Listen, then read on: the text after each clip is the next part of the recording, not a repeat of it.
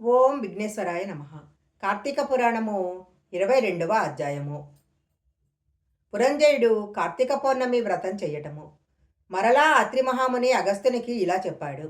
పురంజయుడు వశిష్ఠుల వారు చెప్పిన ప్రకారము కార్తీక పౌర్ణమి రోజున శుచి అయి దేవాలయానికి వెళ్ళి శ్రీమన్నారాయణుని షోడశోపచారాలతో పూజించి శ్రీహరిని గానం చేసి సాష్టాంగ నమస్కారము చేసి సూర్యోదయము కాగానే నదికి వెళ్ళి స్నానం చేసి తన గృహానికి అరిగాడు. అట్టి సమయంలో విష్ణుభక్తుడకు ఒక వృద్ధ బ్రాహ్మణుడు మెడనిండా తులసీమాలలు ధరించి పురంజయుని సమీపించి, రాజా, విచారించకు. నువ్వు వెంటనే చెల్లాచెదురై ఉన్న నీ సైన్యాన్ని కూడదీసుకొని యుద్ధ సన్నుద్ధుడవై శత్రురాజులతో పోరు సల్పు. నీ రాజ్యం నీకు దక్కుతుంది అని దీవించి అదృశ్యుడయ్యాడు.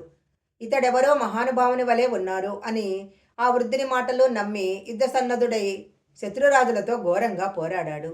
దెబ్బతిని క్రోధంతో ఉన్న పురంజని సైన్యము దాటికి శత్రురాజ్యాల సైన్యాలు నిలవలేకపోయాయి.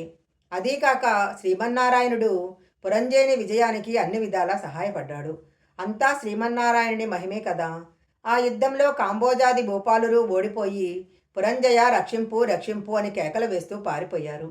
పురంజయుడు విజయాన్ని పొంది తన రాజ్యాన్ని తిరిగి సంపాదించాడు. శ్రీమన్నారాయణుని కటాక్షానికి పాత్రులైన వారికి శత్రుభయం కలుగుతుందా? విషం త్రాగినా అమృతమే అవుతుంది. ప్రహ్లాదునికి తండ్రి విషాన్ని ఇవ్వగా శ్రీహరి అని ప్రార్థించి తాగగా అమృతమైనది కదా. శ్రీహరి కటాక్షము వలన సూర్యచంద్రులు ఉన్నంత వరకు ధ్రువుడు చిరంజీవే కదా. హరినామస్మరణ చేసిన వారికి శత్రువు కూడా మిత్రుడవుతాడు. అధర్మము ధర్మముగా మారుతుంది. దైవానుగ్రహము లేని వారికి ధర్మమే అధర్మం అవుతుంది. త్రాడు పామై కరుస్తుంది. కార్తీక మాసమంతా నదీ స్నానం చేసి దేవాలయంలో జ్యోతిని వెలిగించి దీపారాధన చేసినట్లయితే సర్వ విపత్తులు పటాపంచలవుతాయి. అన్ని సౌఖ్యాలు సమకూరుతాయి. విష్ణుభక్తి కలిగి శ్రద్ధతో ఆ వ్రాతమాచరించు వారికి ఏ జాతి వారికైనా పుణ్యం సమానమే. బ్రాహ్మణ జన్మమెత్తి సకల శాస్త్రాలు చదివి కూడా విష్ణుభక్తి శూన్యమైనచో అది తప్పే అవుతుంది. వేదాధ్యయనం అనరించి దైవభక్తి కలవాడై కార్తీక వ్రతానుష్ఠాన తత్పరుడైన వైష్ణవోత్తముని హృదయపద్మమున భగవంతుడుంటాడు.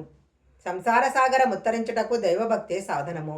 జాతి భేదంతో నిమిత్తం లేదు. విష్ణుభక్తి ప్రభావము వర్ణనాతీతము. వ్యాసుడు, అంబరీషుడు, సౌనకాది మహర్షులు, మహారాజులు ఎందరో కూడా విష్ణుభక్తి వల్లనే ముక్తి నొందారు. శ్రీహరి భక్తవచ్చరుడు కదా. పుణ్యాత్మలను కంటికి రెప్పవలే కాపాడుతూ ఉంటాడు.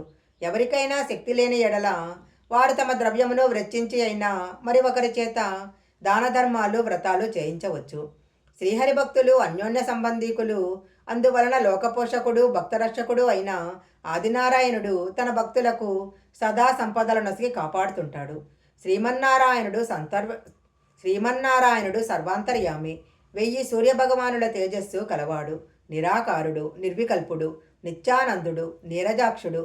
14 లోకాలను తన కుక్షియందుడుకొని కాపాడుతున్న ఆదినారాయణుడు. అలాంటి శ్రీ మహావిష్ణువునకు అతి ప్రియమైన కార్తీక మాస వ్రతమును భక్తి శ్రద్ధలతో ఎవరు చేస్తారో వారి ఇంట్లో శ్రీ మహావిష్ణువు లక్ష్మీ సమేతుడే విండకలడు. ఆ ఇల్లు సిరి సంపదలతో కడకడలాడుతుంది. కార్తీక మాసములో శుచి అయి పురాణ పఠనం చేసినట్లయితే పితృదేవతలు కూడా సంతోషిస్తారు. వారి యొక్క వంశమంతా తరిస్తుంది. ఇది ముమ్మాటికి నిజము. కార్తీక పురాణము 22వ అధ్యాయం సంపూర్ణం.